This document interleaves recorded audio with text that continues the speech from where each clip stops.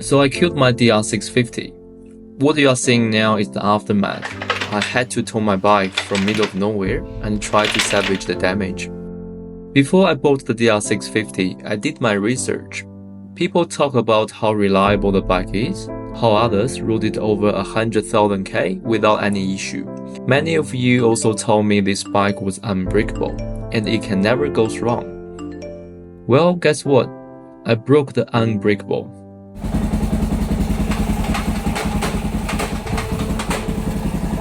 So what happened? Let's rewind to the day it all went down.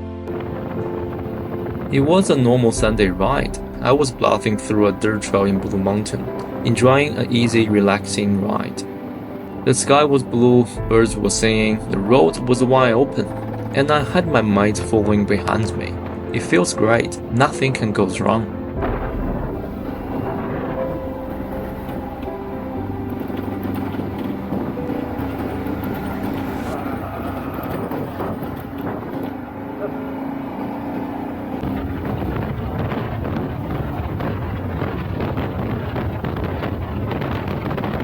During a break, my mate mentioned hearing a weird knocking sound while following me. I told him that's normal, it was probably just my toolbox rattling. The bike felt fine. The next thing I know, I was kicking into the third gear and keep pushing to uphill. Then suddenly the engine stopped.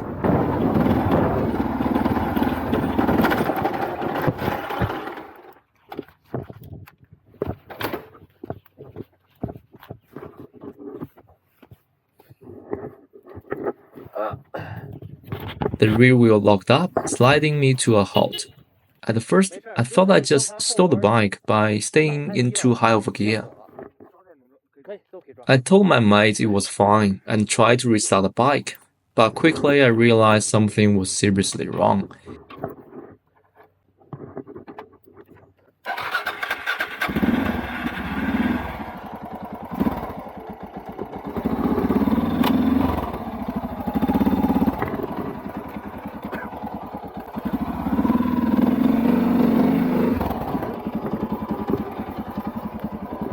Even with the clutch lever fully put in, the bike won't move, and the rear wheel stayed locked.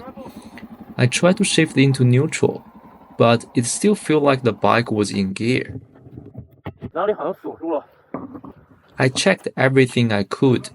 The rear wheel is straight, the chain was freshly changed, and nothing seems to out of place.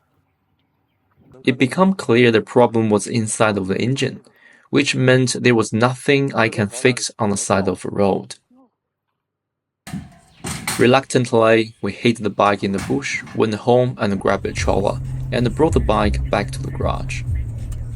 Once there, I started troubleshooting. Initially, I thought it might just be a stock clutch. I tried a trick I learned from YouTube to release it, which worked. But when I restarted the bike, there was a horrible knocking sound coming from the engine. This called for a deeper inspection, so I had no other choice but to remove the clutch cover. After draining the oil and removing the filter, I found a large amount of the metal shaving on the magnetic draining bolt. This doesn't look good. My heart sunk.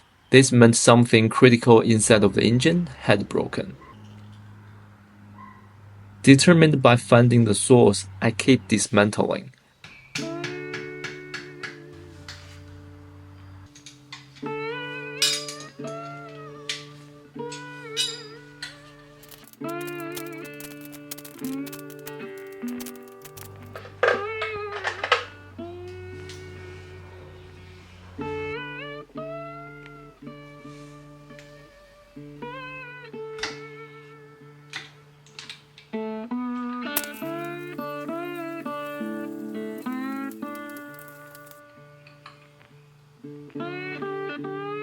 The clutch itself looks fine, plates were worn but still with inspect.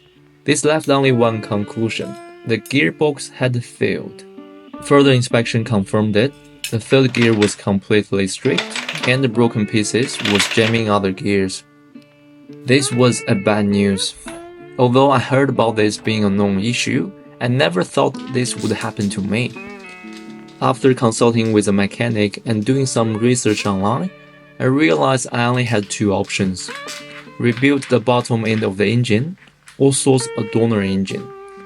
Either choice would cost at least $2,000. While it can be a great opportunity to rebuild the engine myself and create more content by doing it, I don't have the tools or experience for such a project. Ultimately, I made the difficult decision to cut my losses and move on. I actually considering parting out the bike in the same time, and surprisingly, I received a lot of interest. It's amazing how popular the DR is here in Australia and how many people were eager to keep their bike running. Eventually, someone reached out offering to take the entire bike. He had rebuilt the DR engine before and had the tool and expertise to handle this project. So we finalized the detail and he can pick up the bike.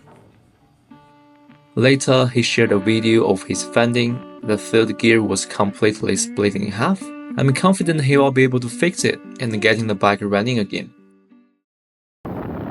Knowing it's in a good hands gives me some comfort. At least by selling it, the bike gets a second chance on the road. The DR was an amazing bike, and I had so many firsts with it. It's a shame my time with it was cut short. As much I don't want to admit, I was devastated when the engine failed. There were so many adventures I had planned to do with the DR, and now all those plans went out the window. So this is a farewell to the DR. What's next? Should I get another DR or try something new? I haven't decided yet. If you have a suggestion, leave a comment. Maybe you can help me figure it out. That's my story with the DR650. Thank you for watching, and I'll see you in the next one.